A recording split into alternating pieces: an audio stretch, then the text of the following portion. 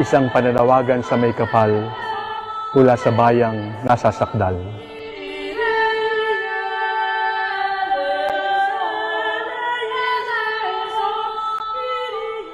Panginoon, sa panahon ng kadiliman at pandemya, alagaan mo ang iyong bayan, gabayan mo ang iyong bayan.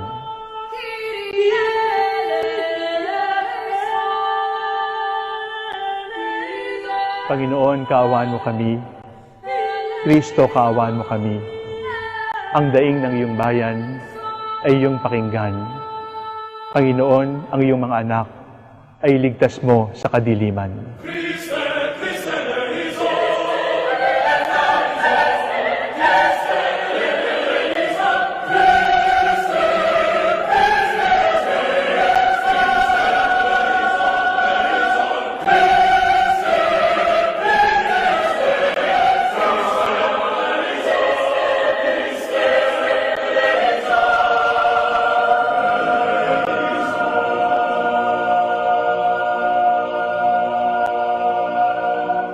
Ang Kiri ay isang pagsusumamo na naglalaman ng lahat ng ating mga daing at pangamba para sa ating bayan. Speak out. Let your voices be heard. Let the Lord know how much we all love and believe in this country, this gift, this nation, and all its people. Let your love for the Philippines and for our people be heard amidst the plague of terror and deception, amidst the pestilence of violence and injustice, amidst the disease of greed and corruption. The Lord will hear our voices, once silent and meek, now growing, not in hatred, but in love for this country. He will shine His light upon us.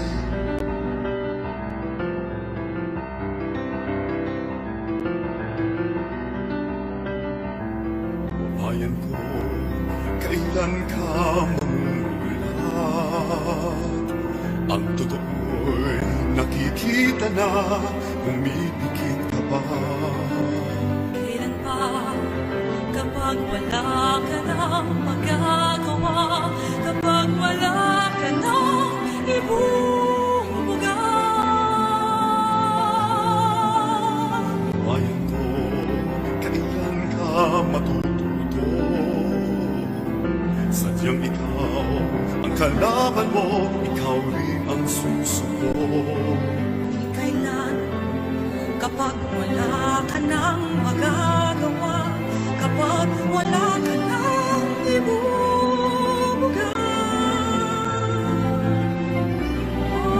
Bayan ko, kailan ka tatayo? Kay rami ng dugong inalay sa'yo. O bayan ko, ang oras ay malapit nang maubos. Bangon na, umangon bayan ko.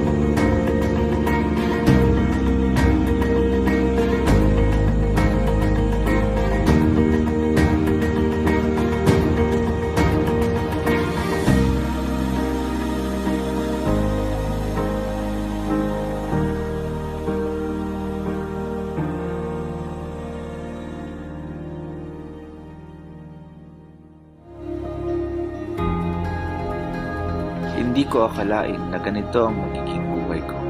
Sa bawat ngiti at kwento, hindi nila alam, tinuturuan nila ako.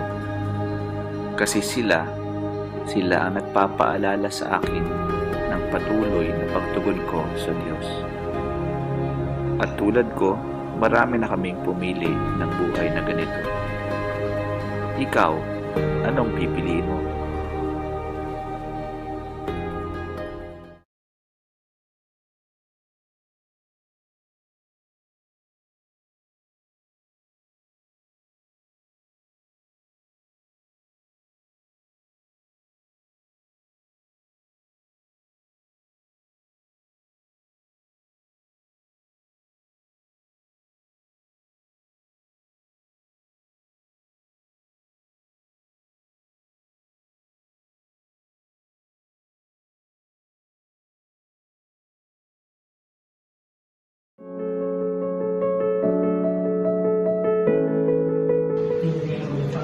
And of the Son, and of the Holy Spirit. Amen.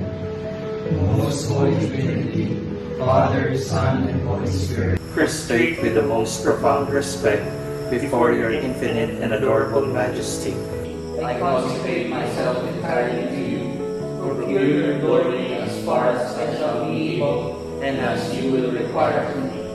For this purpose, I, Brother Synergeia FSC, Brother Justin Yebo FSC, Brother Marvin CBN FSC, Brother Edwin Yerman FSC, Brother AMRSP FSC, Brother Edgar S. Zaragoza FSC, Brother Abra Michael S. De Leon FSC, Brother General G. and Diane FSC, Brother Sagan Escolano FSC, Brother Ivan Carlo Emahali FSC, Brother Rafael Miguel Buffalo FSC, Brother Carlo Ayagadilla FSC, Brother Mark B. Salvan FSC, Brother Rainier Jurgen FSC, Brother Tim Ferdinand RC FSC, Brother Irvin Anthony Agustin Climaco FSC, Brother Thomas Kali FSC, Brother Augustine Dinebu FSC, Brother John David M. Ong FSC, Brother Michael Vincent Rodi M. Paeldan FSC, Brother Eugenio Santa Romana de Luna Jr. FSC,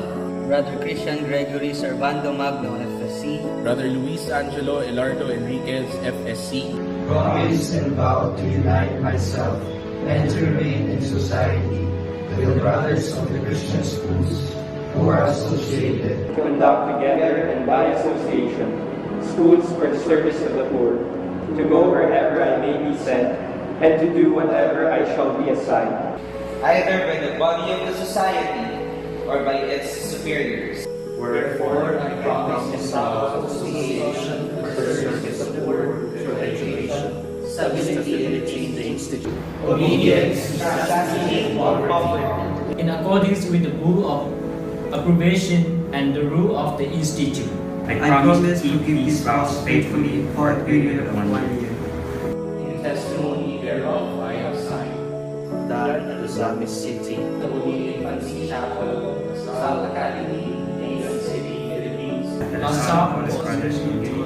the Chapel of the Divine Child, the Salle Ignatius, Mandaluyong City, Philippines. The 1911 Chapel, De La Salle University, Manila, Taft Avenue, Manila City, Philippines. The Chapel of the Holy Cross, Residencia de la Salle, Las Marinas City, Cavite. DepEd City, Batangas, Philippines. On the 11th day of April, in the year of our Lord 2020.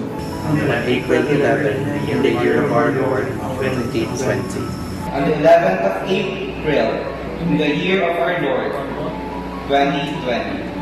On April 12, in the year of our Lord 2020.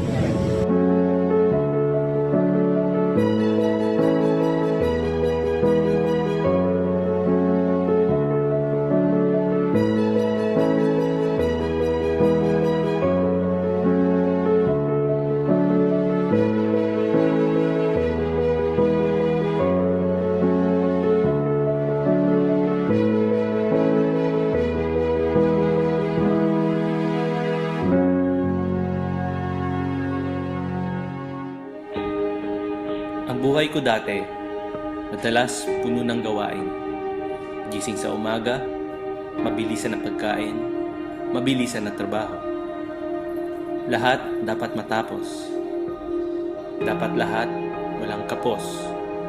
Minsan nga, ang pakiramdam ko, hinahabol ko na lang ang oras sa isang buong araw. Pero simula nung natutunan ko ang tumugon sa tawag niya, nagkaroon ako ng panibagong pananaw sa buhay.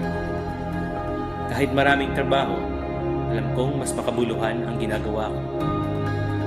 Pero kahit maraming kailangang tapusin, natutunan ko na mahalaga pala ang maglaan ng oras para sa time-team na pahinga. At sa isang buong araw ng trabaho, itong oras na ito, pinili kong paborito. Ikaw, anong pipiliin mo?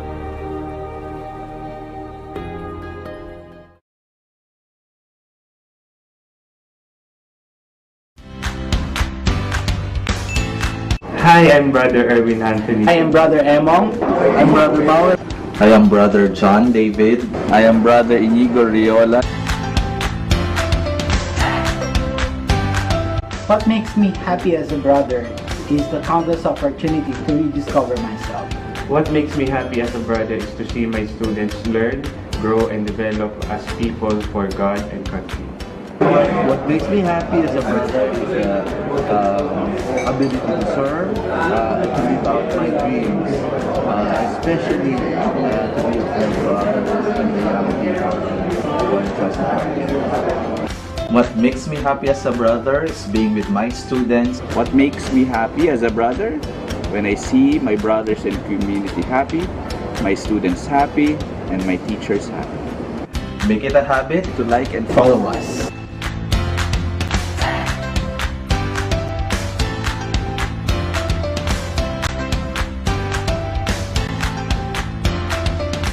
Happiness is a habit.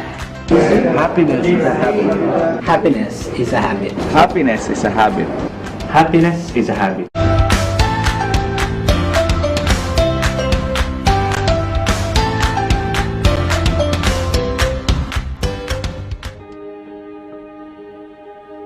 Ito ang buhay namin. Buong araw na babad sa paaralan. Nagtuturo at nakikibahagi sa buhay ng mga batang ipinagkatiwala sa amin. May mga araw na nasasaid ang aking lakas. Mga araw na ako'y nasasabik umuwi sa bahay naming mga brothers. Alam ko na sa pag-uwi ko, meron akong masasabihan ng aking karanasan sa araw na ito. Mga kasama ko sa misyon na handang makinig at makibahagi sa buhay ko. Dahilan kung bakit ito ang buhay na patuloy kong pinipili. Ikaw, anong pipiliin mo?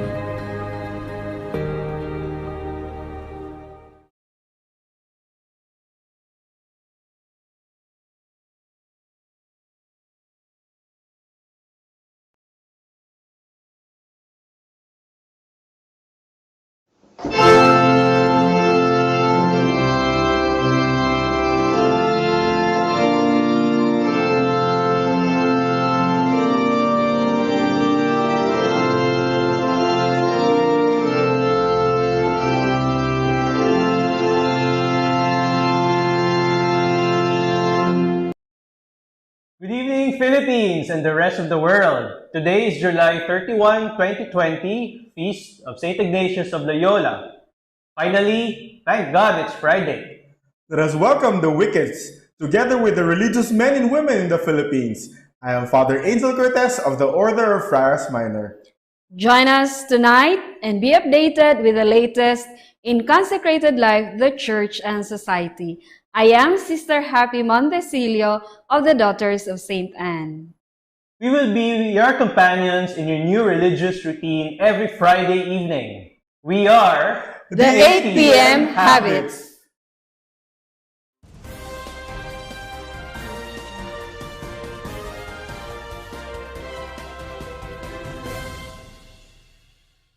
Of course, we are very fortunate and lucky because we have a very special co-host tonight. Let us welcome Brother Alex Diaz of De La Salle Brothers. Welcome, brother. Thank you. I'm happy to be here. Magandang gabi sa lahat. Thank you for joining us in these 8 p.m. habits. Yes, glad to be part of the 8 p.m. habits. Hindi makukumpleto ang episode na ito kung hindi tayo maglalaro ng ating favorite game na 4 picks, 1 word. At para naman sa ating mga audience, simple lang para manalo. Kailangan nyo lang hulaan ng mystery word using the 4 pictures shown one by one through the entire show as clues. Habang pinapakita namin ang picture, you will also see one letter of the mystery word revealed. Kaya dapat kayong sumaybay-bay at see all the clues. Handa ka na bang manalo? Ito na ang ating first picture. Pindutin lang ang share button at ilagay ang inyong sagot sa caption. Don't forget the following hashtags. Hashtag AMRSP, hashtag 8pm habits, hashtag 4p1w, and then your answer. Ang unang makashare ng mystery word sa kanilang Facebook accounts ay mananalo ng 200 pesos worth of cellphone load from AMRSP and the 8pm habits. Tatawagan kayo ng aming staff para malaman kung paano i-claim ang prize. Congratulations to our last week's episode winner, Melanie Dizon. The winner of this week's episode will be announced through a separate post in the AMRSP Facebook page as well as in our next episode. Kaya like and follow the AMRSP Facebook page to be updated.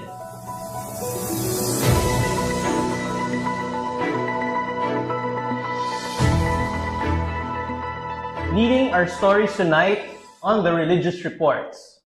A broad-based network of civil society, non-governmental, and faith-based organizations held the Sonag Kaisa to coincide with the President Duterte's penultimate State of the Nation address last July 27.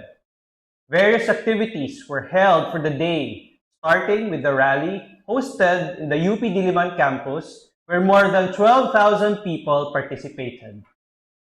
A Mass for Peace and Justice was also held at the Minor Basilica of the Black Nazarene in Quiapo, presided by the Basilica Rector, Monsignor Hernando Coronel. Bishop Broderick Mabilio, who is currently ill with coronavirus, sent his message, which was read during the homily. Meanwhile, the Society of Jesus' Jesuit Communications in Radyo Katipunan 87.9 hosted the Tinig ng Bayan concert, which coincided exactly with the President's statement.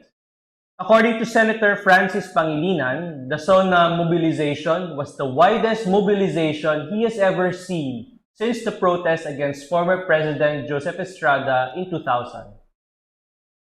The AMRSP is one of the partners for this mobilization, saying in a statement, "As religious superiors of various congregations and institutes of consecrated life, we are driven by our commitment to serve as modern-day prophets and mystics, trying to live up to that role by discerning the signs of the times and respond to the challenges of our times by reminding our government leaders to value their constituents. In the past 4 years, we are disturbed by what we have witnessed. We remember how God has witnessed the affliction of His people in Egypt and have carried and heard their cry against their taskmasters. Today, we too see and feel the suffering of our people, and we find ourselves compelled to ask, nasaan ang tapang at malasakit? We have prayed fervently and discerned for the light that only our triune God can give. We have begged God for the grace of courage and fortitude to stand up and be counted. The missionary Benedictine Sisters of Tutsing also issued a statement regarding the 2020 SONA. Meanwhile, here's our top stories from the Holy See and the Universal Church. The Dicastery for the Laity, Family and Life has launched the Send Your Hug campaign. In a communique released on Monday, the Dicastery invited young people to do something that shows kindness and affection for older people who may feel lonely. The pandemic has hit the elderly particularly hard, and it has disconnected the already weak links between generations, reads the statement. However, respecting social distancing rules does not mean accepting a destiny of loneliness and abandonment.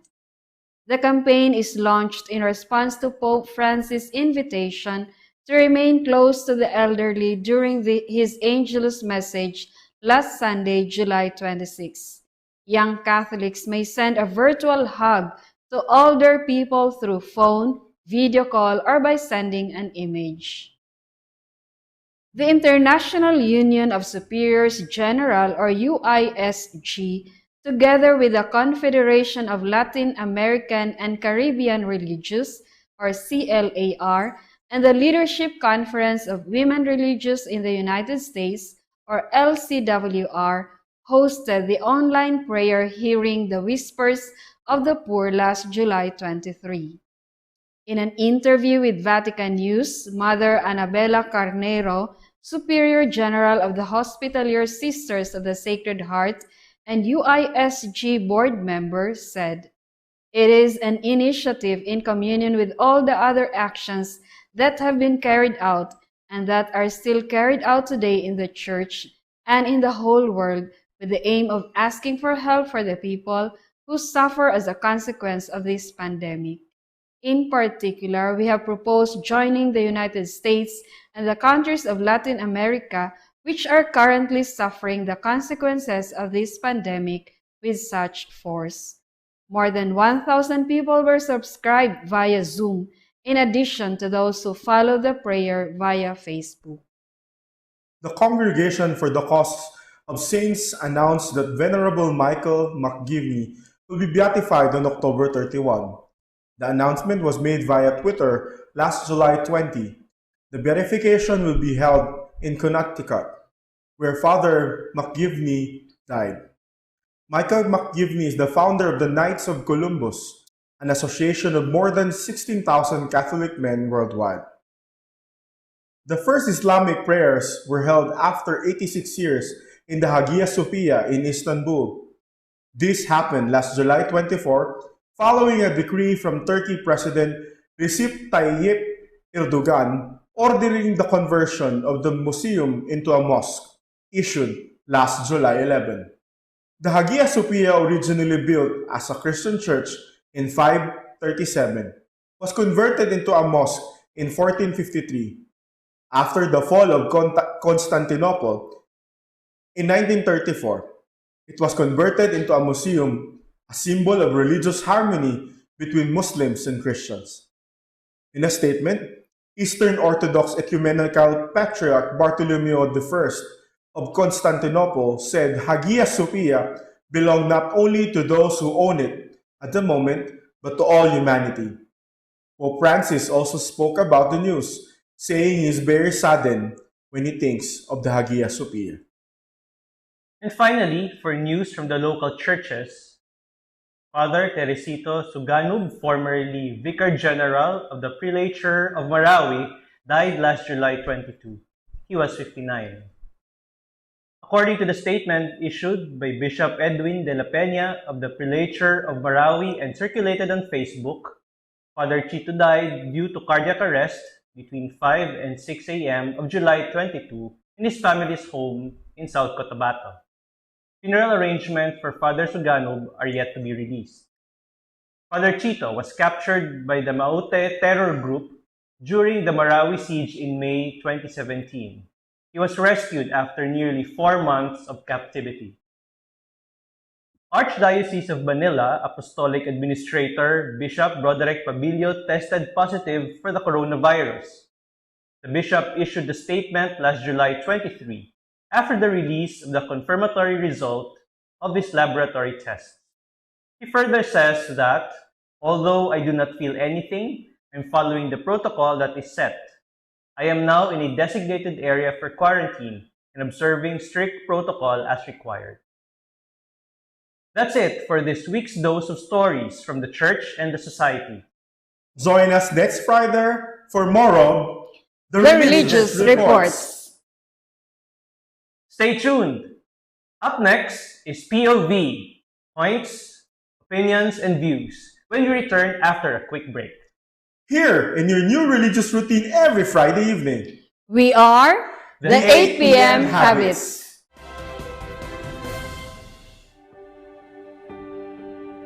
Yung pagiging isang brother, sa totoo lang, isa siyang biyayang pinagkaloob. Kasi sa araw-araw na ginawa ng Diyos, iba't ibang kwento rin ang dumarating. Sa mga kwento nila, mas nakikita ko yung mga katotohanan ng buhay. At sa totoo lang, kasama sa pagtugon ko sa Diyos, ang paglakbay kasama nila. Kaya't kasangga ang mga iba pang katulad ko, patuloy kong pinipili ang buhay na ito. Ikaw, anong pipiliin mo?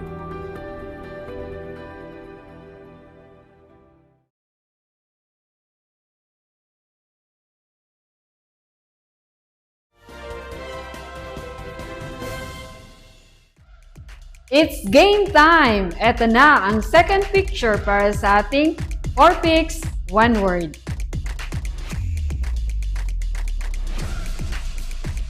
Pinutin lang ang share button ng ating episode for tonight at ilagay ang inyong sagot sa caption. Don't forget the following hashtags. Hashtag AMRSP, hashtag 8pm habits, hashtag 4p1w, and then your answer. The first viewer to share the mystery word on their Facebook accounts will win 200 pesos worth of cell phone load from AMRSP and the 8pm habits. Tatawagan kayo ng aming staff para malaman kung paano i-claim ang prize. Kasama niyo pa rin po kami ang inyong 8pm habits. And now, we are in the most awaited segment of the evening, ang POV. At ngayong gabi, we will hear different points, opinions, and views on reimagining learning in the post-COVID world. Oo nga, no? I cannot really imagine parang kailan lang normal lang lahat and then all of a sudden, kahit yung education system ng ating bansa ay parang they are shaking at hindi nila alam kung saan tayo tutungo. So, anong tingin mo? Yeah, may narinig din kasi ako sa yung mga kapitbahay dito. May choice din naman yata na there will be also physical learning, but they are limited. I think the students are given choice kung anong gusto nila, online or the face-to-face learning. Yeah. But I think we will hear more of that sa ating mga guests, di ba? And now to give us the POV of the government, we will be joined via Zoom by my professor before, Dr. RUNVI Manguerra, Executive Director of Teacher Education Council Secretariat or TEX of the Department of Education, and a member of the Commission on Higher Education Technical Panel for Teacher Education. Magandang gabi po and welcome to the 8pm Habits. Okay, magandang gabi, brother, and to the rest. Salamat po sa Association of Major Religious Superiors in the Philippines for inviting me this evening. Dr. Manguerra, ano po ang mga paghahandang ginagawa ngayon ng DepEd para sa pagbubukas ng mga paaralan natin sa darating na August 24? Sa nalalapit na August 24, maraming mga paghahandaang sinasagawa ng Kagawaran ng Edukasyon. Kung matatandaan ninyo, naglabas ang DepEd ng Learning Continuity Plan na kung saan ay nakasaad dito kung paano nga ba magkakaroon o magpapatuloy ang pag-aaral ng mga mag-aaral sa pampubliko at pampribadong paaralan sa Pilipinas. Kabilang dito sa LCP, ang tawag namin dito ay BE, Basic Education Learning Continuity Plan or BELCP, nakapaloob dito yung mga modality na kailangang sundin ng mga mag-aaral. So, ilan sa mga modality na nabanggit sa aming programa ay yung halimbawa yung face-to-face. Subalit sa susunod na taon, siguro mga third quarter ito, ay pinapahintulutan na magkaroon ng face-to-face sa mga piling lugar. Ibig sabihin, hindi pa rin lahat ng lugar ay magkakaroon ng face-to-face. Ito ay depende sa kakayahan ng mga paaralan at sa mga hiling na rin ng mga local government unit. So, ito yung una. Ang ikalawa naman, yung tinatawag natin na blended, na ito ay kombinasyon ng face-to-face at ng mga blended modality. Ang ikatlo nating nakasulat sa ating plano ay ang distance learning. So, kung titingnan natin ito sa distance learning, marami itong iba-ibang pagpapatupad. Halimbawa, pag sinabi natin na walang kakayahan ang mga mag-aaral dahil wala naman silang internet, meron tayong binibigay na mga self-learning modules. Ang mga module na ito ay dadalahin sa mga bahay-bahay ng ating mga estudyante para doon nila sagutan at matapos ang isang linggo halimbawa ay pwede na itong ibalik sa mga paaralan na kung saan ay check naman ito ng mga guro. So ito yung ikalawang modality ikatlong modality na ating tinutukoy na pwede namang matuloy pa rin yung pag-aaral ng mga bata kahit wala namang koneksyon. So ito nga yung self-learning module. Kung meron namang koneksyon, pwede naman tayong mag-online.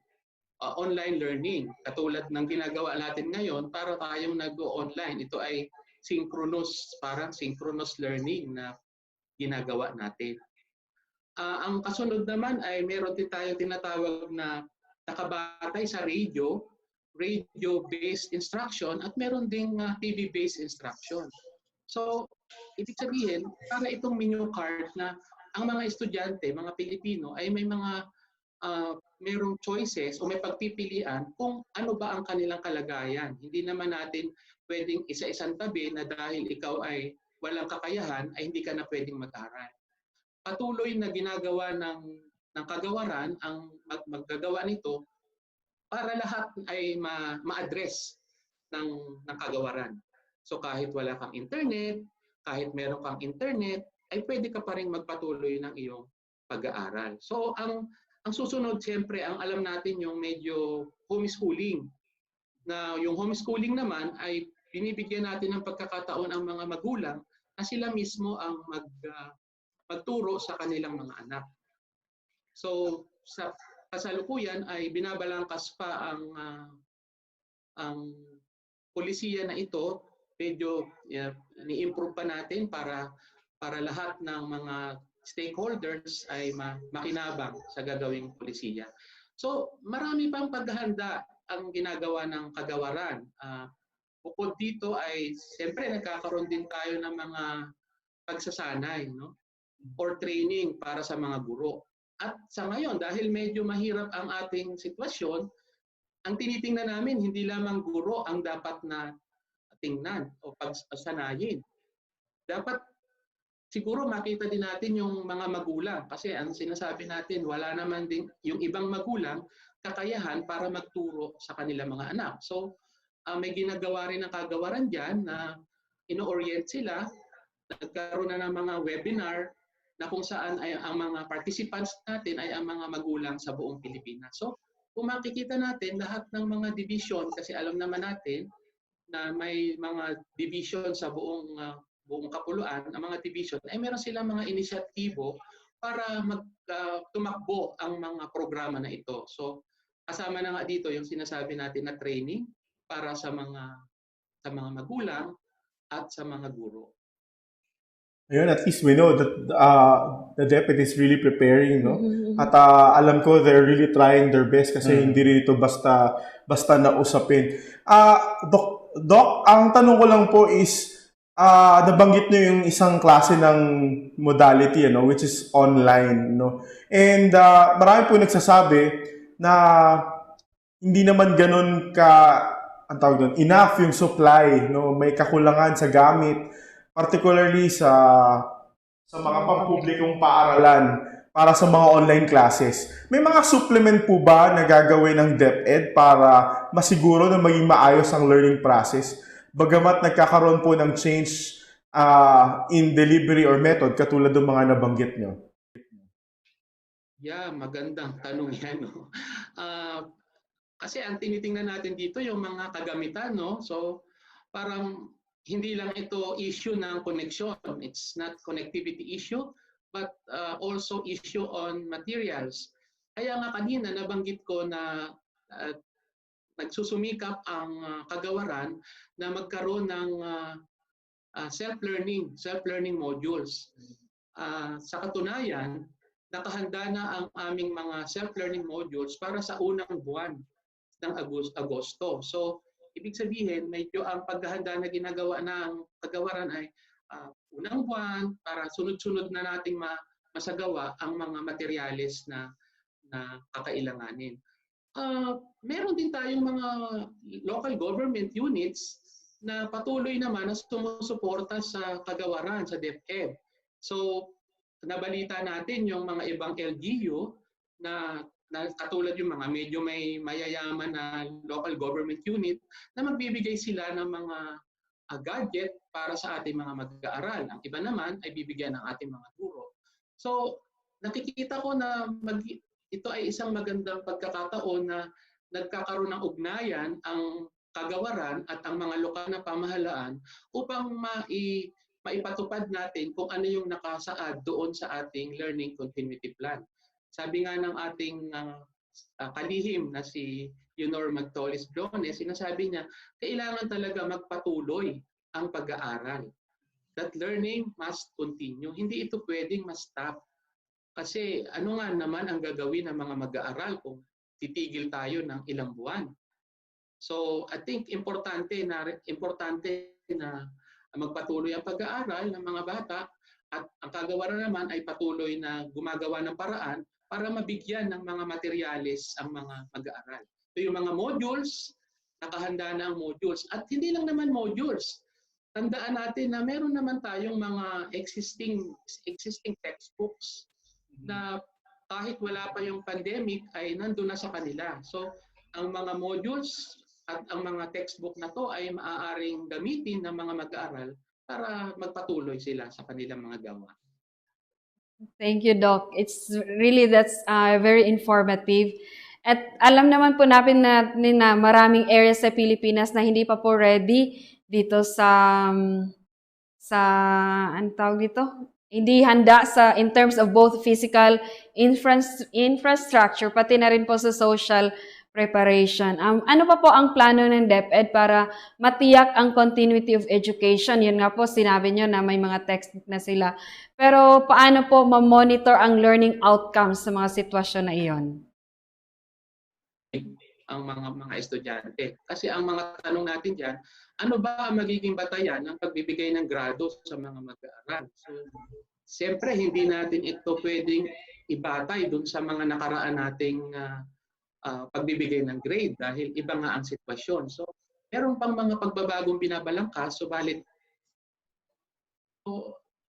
siguro bago mag-umpisa ang klase ay ma-issue na natin ang kautusan na ito. Dr. RUNVI, alam naman natin na marami pa rin pong areas sa Pilipinas ang hindi pa po ready for online classes o kaya naman ay hindi handa rin in terms of both physical infrastructure pati na rin sa social preparation. Ano pa po ang plano ng DepEd? Although you mentioned about may mga may mga textbook na sila para matiyak po ang continuity of education. At paano nyo po plano i-monitor ang learning outcomes sa mga sitwasyon na iyon? Okay, so tulad nung nabanggit ko kanina, kasi kung binabanggit natin ay ang mga learning outcomes, nagkakaroon kami ng pagsusog sa ating DepEd Order number 8. Ito yung assessment kung paano natin ma-assess ang kaalaman ng mga mag-aaral. So medyo tinitingnan natin kung inaangkop natin sa kasalukuyang kalagayan kung ano ba ang dapat na gawing batayan natin ng mga natutunan ng mga mag-aaral. So medyo lilihis tayo ng konti doon sa nakaugalian na natin na paper and pencil test. Siguro magko-concentrate tayo sa mga performance-based na mga gawain at ang mga written works, output talaga ng mga Ako, I agree with Dr. RUNVI, no? Na kailangan paghandaan. At na-mention niya kanina na kailangan i-train ang mga teachers, i-train ang parents, i-train din ang mga bata kung paano i-address at gawin itong bagong modality. In our experience sa Green Hills, nagbukas na kasi kami ng klase. Ang trainings before opening naging malaking tulong para maihanda ang mindset ng mga magulang at ng mga bata, pati na rin ang mga teachers. So, thank you very much, Dr. RUNVI Manguerrra mula sa Department of Education. Malaking tulong.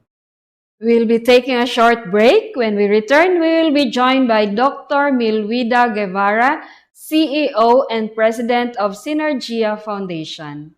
Here, on your new religious routine every Friday evening. This is The 8 p.m. Habits.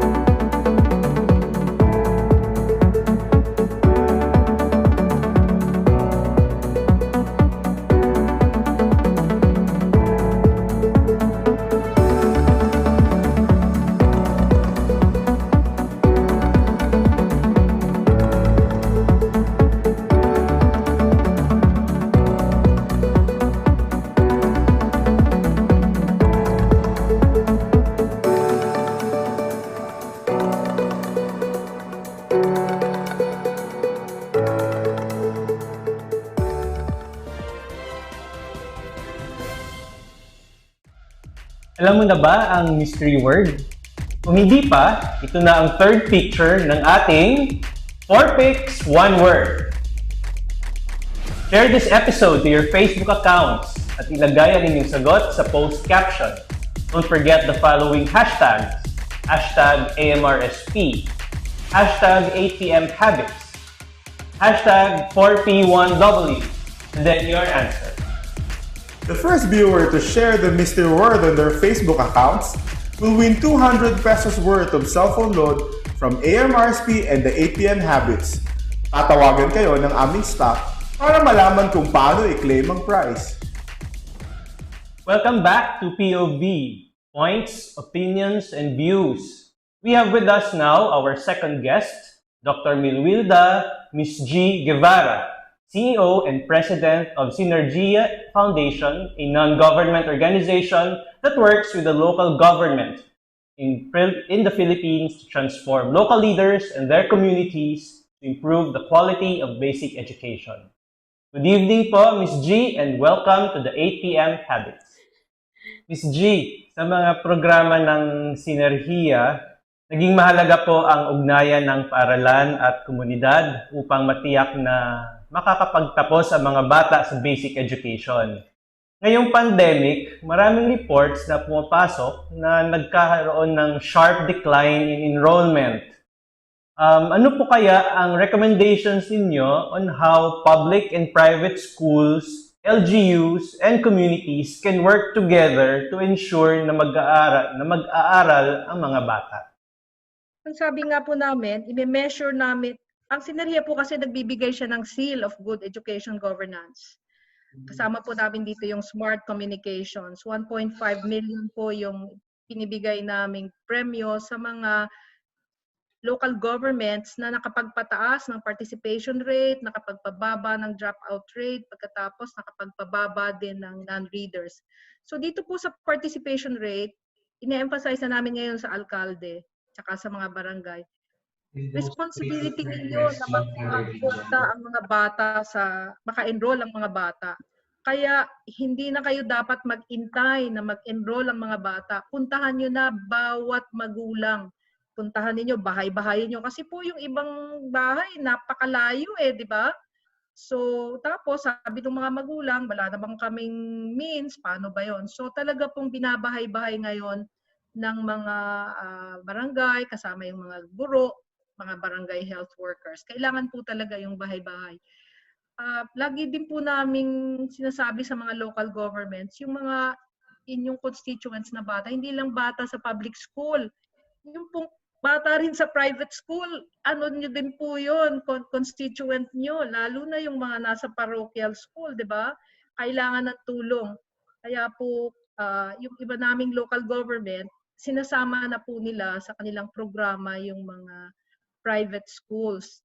So, sa local school board po, sa modelo ni Jessie Robredo, dapat po nakaupo rin ang representative ng private school sa local school board. Kasi dapat dapat po inclusive kasama rin yung lahat ng bata kahit public or private. Yun po yung aming advokasya.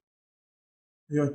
Kanina Miss G, nabanggit nyo, no? Talagang challenging itong panahon na to kasi di natin alam, not everybody can really go to school. At for sure, hindi nga sila makakapasok sa physical school, mananatili sila sa classroom ng kanilang mga tahanan. Ano po kaya ang nakikitang challenges o ano po ang recommendation ninyo to ensure po yung optimum learning experience given the limitations? Yung isa pong limitation, sir, talaga, yung ang magulang ay hindi kayang mag-mentor. Kasi siguro busy-busy siya sa pagtatrabaho. Pangalawa, di naman mataas yung kanyang napag-aralan, lalo na kung ang tinututor niya ay grade 7, di ba? Ang hirap na po ng math noon. So, ang aming pong susunod na hakbang kasama ang mga alkalde ay to come up with community or purok clusters. Kasi po sinabi nga ni Mr. Duterte na bawal yung face-to-face. Paano nga yung mga bata na wala namang nagtuturo at kailangan talaga yung gabay? So sabi po namin, gawin natin yung purok, halimbawa 5 bata, may mag-tutor na teacher, o kaya volunteer, o kaya senior citizen. Talagang dapat po lahat ng komunidad, miyembro ng komunidad ay sumama. Halimbawa po yung mga college students na nandun din sa barangay. So ang amin pong pagkatapos lang po na ma-organize natin itong first 2 weeks of school, mag-organize na po ang mga alkalde ng mga community clusters.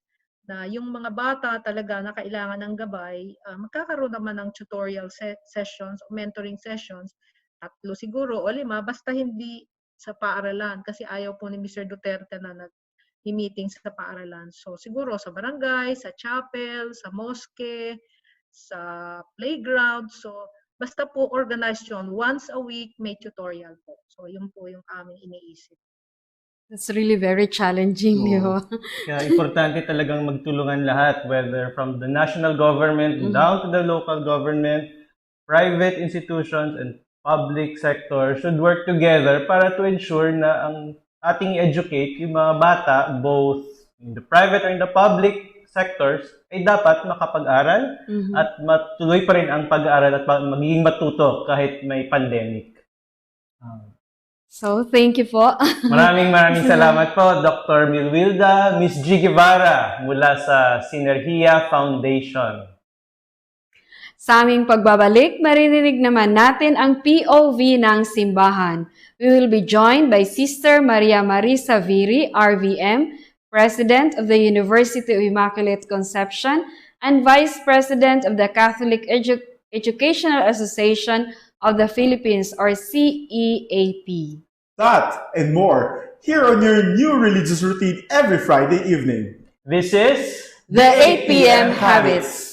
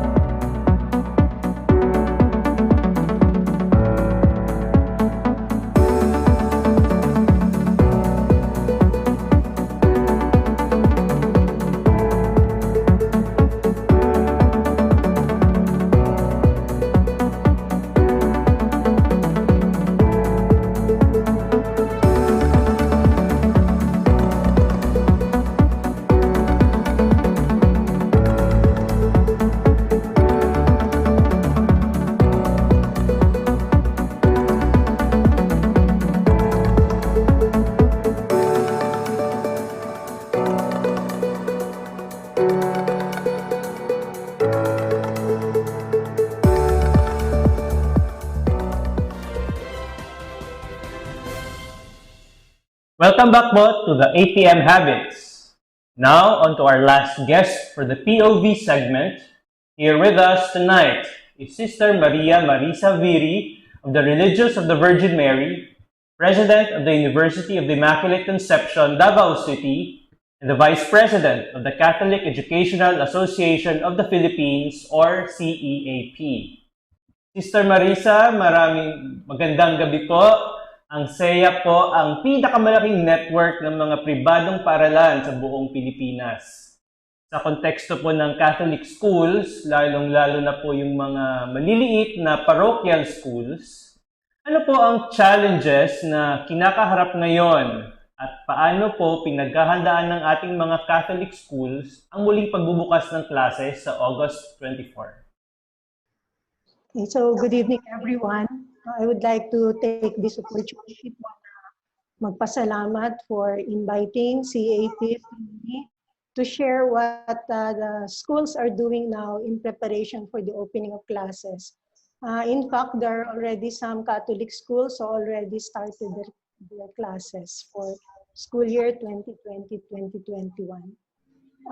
Ang CEAP po as early as April, we started already planning on how we could help schools, particularly small parochial and congregational schools. No? So, ang nakita po namin na challenges in particular is while we were in the process of trying to visualize how the schools could be helped is one is the capacity of the parochial, small parochial and congregational school to be able to deliver distance education. Sabi ko nga, pag ngayon, when you prepare for the opening of classes and you will offer distance education, it's as if you're opening a new school. Kasi yung mga dating ginagawa ng eskwelahan, considering the situation, hindi na siya yung mag-work out eh. So, ang first thing that na-challenge talaga ang mga small schools in particular is, do we have the needed resources to be able to deliver distance education? That would mean material and human resource. So yun yung unang ginawa ng mga schools. They have to assess their capacity, capability to be able to deliver distance education. And then from there, doon nagsimula, the CEAP, after coming up with a plan, organized a series of webinars to be able to help the school. First is, we had a webinar on the school continuity plan. And ang tiningnan is all aspects of school operation. Hindi lang siya on the delivery of instruction, but lahat ng aspeto sa pagpapatakbo ng eskwelahan. And we also organized a webinar on the design of instructional materials na mentioned kanina ni Dr. Manguerra and Dr. GUEVARA. Yung quality of learning materials is very important. From the learning materials na i-design ng mga teachers, how will they be able to ensure na yung desired competency, desired outcome will be achieved. And for Catholic schools in particular, when we design our learning materials, we have to ensure that there is integration of values. Kasi with or without COVID, yung ating trust of quality transformative education, that is the trust of CEAP and all Catholic schools, should continue. So the design of the learning material is very important. And in designing the learning material, it should also be appropriate to the grade level and to the mode of delivery. For example, if the school is capable of delivering education through online, so the learning material should be able to suit the online delivery. May mga small schools naman po, parochial and congregational, that are located in the provinces na may limited access in internet connection. And in my experience, last summer, we offered summer classes. Hindi lang internet connectivity ang problema in some areas. Even power interruption, For example, nagkaklase, nagkaroon ng power interruption. So even if you are doing online instruction, pag nawala ng kuryente, nawawala din yung connectivity. So that's another challenge. So when teachers design the learning material, it should be able to fit whatever is the grade level and the mode of delivery. So the learning material, the quality of the learning material should be provided in alternative formats when necessary. So pag nandun na po tayo sa provision of the learning material, so katulad nga ng sinabi kanina ni Dr. Manguerra and Dr. Guevara, there is a corresponding training that is being required. So yun na nga, nagkaroon kami ng series of webinars to address these concerns, and na-mention kanina yung assessment. So this is one of the training that we provide to our faculty. Now that we are doing this sa labas ng eskwelahan, how do we ensure that students are really able to learn? How do we ensure that the desired competency and outcome is achieved every time a lesson is delivered? So this is really very challenging. Another challenging po in terms of learning, in terms of the mode of delivery, is yung modular, or we call it correspondence. Kasi nga, walang internet connection, and then face-to-face is not allowed. So students are provided with a module. So yun, quality of the module na naman would matter. Enough ba siya to guide the students to learn at the end of the day, at the end of the lesson? How can we be sure na yung desired competency is achieved? And then another thing is, if you go online, another challenge that is encountered by parochial, diocesan schools, congregational schools, especially yung mga maliliit lang po, is if you do it online, the learning management system is also a concern. So, but as I have said, in our discussion, there are many small schools, parochial and congregational, that would really opt for correspondence or offline delivery. So,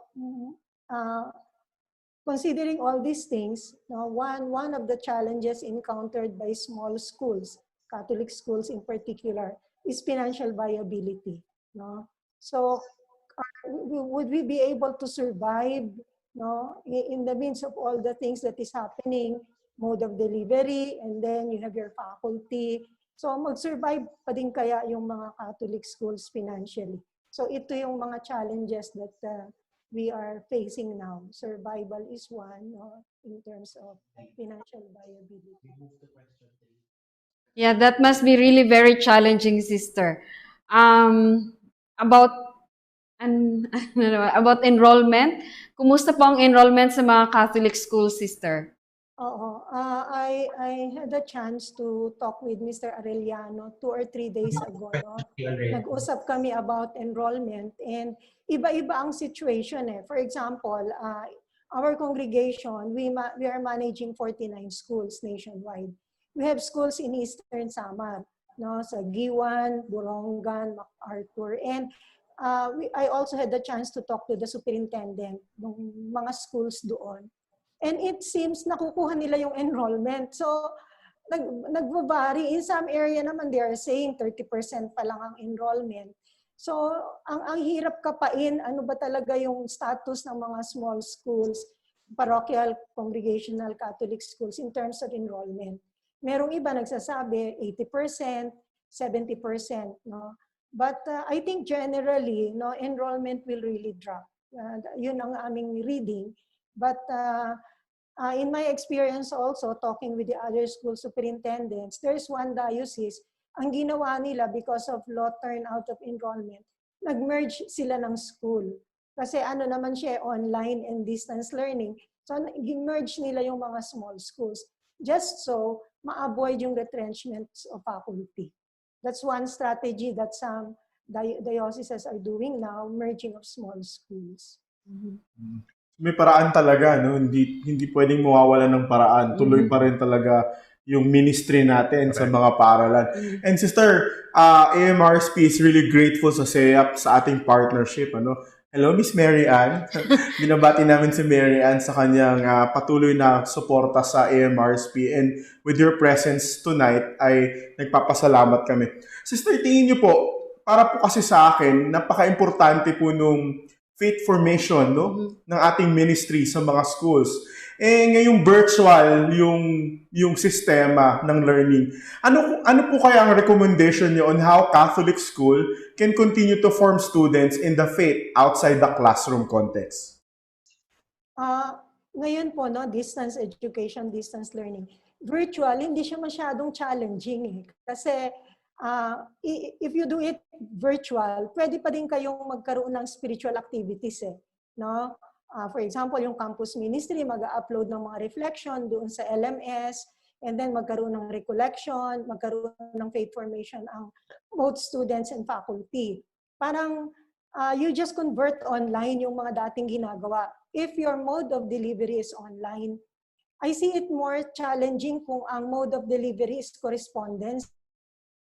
Yung you provide modules. The only way kasi na if you do it this way na modular or correspondence, pag nagbigay ka ng module, nandun na dapat yung activities no? May mga Bible reflection na and everything. And then kung magkakaroon ng I don't think so possible talaga yung recollection for students kung naka-modular or correspondence. But if you are doing this virtually, possible then. The only hope, no, that we are able to continue really faith formation is in the design of the learning materials. Kasi what we know, I think alam naman nating lahat, no, yung values integration. No, lahat naman ng schools, Catholic schools in particular, we advocate certain values. And in the delivery of instruction, whether it's in the motivation, development of content, activities, nandyan yung values integration. So, if the schools will really be faithful in integrating, no, activities na nandun yung value integration, I believe faith formation will continue, even if we do it through correspondence or module. So, kaya lang pag ganoon na through correspondence or module, yung other activities that schools are doing before, parang hindi na talaga siya po pwede. No? So, that's how I see it. It's through the learning process that we can continue faith formation. Ayun. So faith formation and values integration are still possible kahit online. Yeah. Basta maayos yung paggawa ng instructional materials, the delivery is well taken care of, and then conscious ang mga teachers that while they deliver education, kahit online man o hindi, conscious sila na may integration of values and may faith formation, we can still guarantee that. Yes. We can still guarantee those things. So thank you very much, Sister. And good evening again.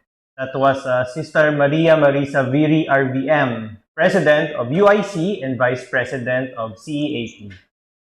Ako, napakinggan natin, napakaraming challenges ng education ministry ngayon. Kaya Brother Alex, isa kayo sa mga tinitignan namin. At talagang gagabay sa mga religious na nagtatanong saan ba tayo tutungo. Lalong-lalo na sa ministry natin ng education. Actually, I noticed our guests this evening, talagang ang dami nilang gustong sabihin. I mean, because it's really, it's the trend, no, it's not trend, it's what we are facing at this time, the education. Kaya sila din parang ang dami na nilang preparation, tapos talaga ang dami nilang gustong sabihin sa atin, di ba? Actually ako, one time may isang provincial na nag-open up sa akin na problema talaga nila yung school ministry.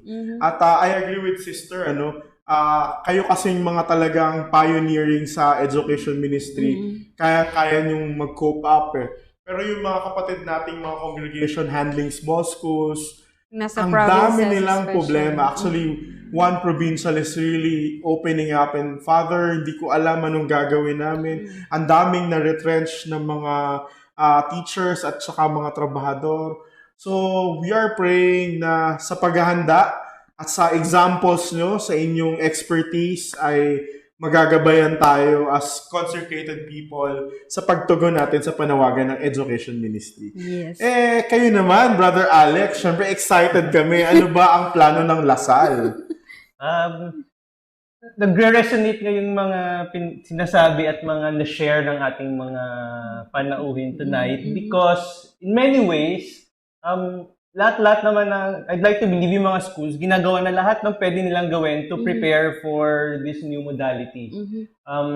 While hindi tayo handa sa pandemic at tayo na gising lang tayo, biglang sumabog na yung pandemic, we were caught unaware, how to tread it, how to get along and prepare for our own ministries is something we can really prepare for too as well. So in our schools, for example, early on, nag-prepare na ng mga learning continuity plans. Before DepEd has asked the schools to prepare one, it's important na klaro din yung direction ng mga bawat schools. So for the LaSalle schools, clear na yung directions namin on how to go about distance learning, online education, and we have taken into consideration many aspects. Yes, we do agree na merong ayaw nating maiwan lahat.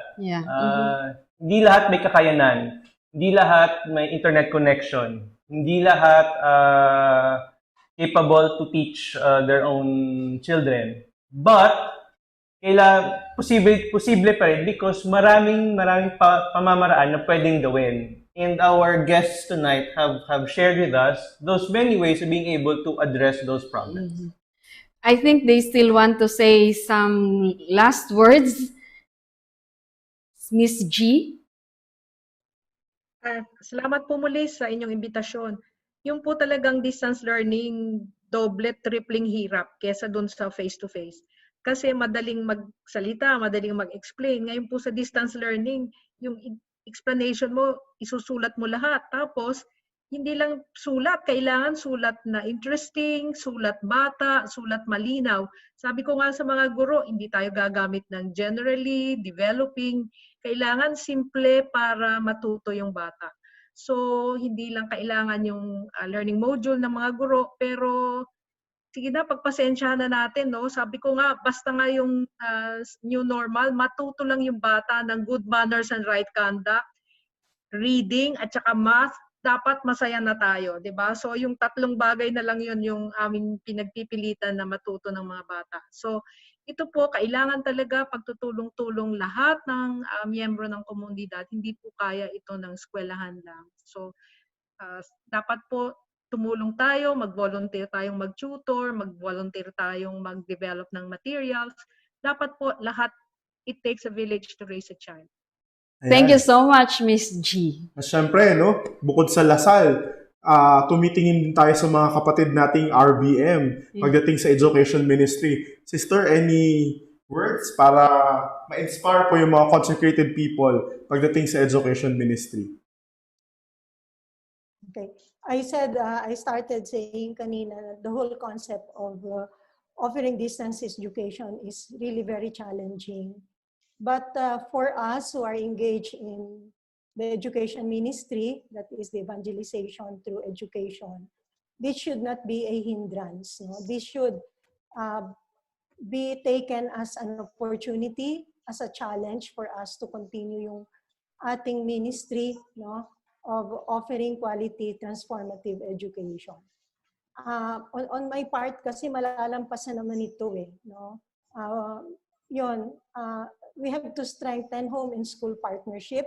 Siguro this time, the parents will be more aware and responsible of the education of their children. Kasi I do not know if you have experienced it. May mga occasions that parents will tell us, dalahin namin yung anak namin dyan para matuto, gano'n, no, sa paid formation. But this time, I think parents are given opportunity to really partner with school. So that's one area that we need to strengthen, home and school partnership. And ako, sa akin personally, no, as I have said earlier, we have 49 schools. What we are confronted now, the many challenges confronting us should not prevent or stop us from continuing our mission. But instead, we can take this as an opportunity to continue our mission of evangelization. Yun lang po. Thank you so much, Sister Marissa. Yan, talagang very inspiring yung iniwang mga salita ng ating mga guests.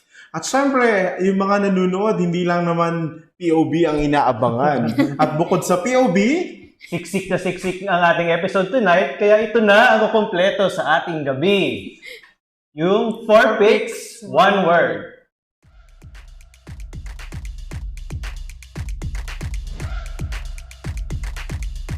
Here's the last photo of our 4 picks, 1 word.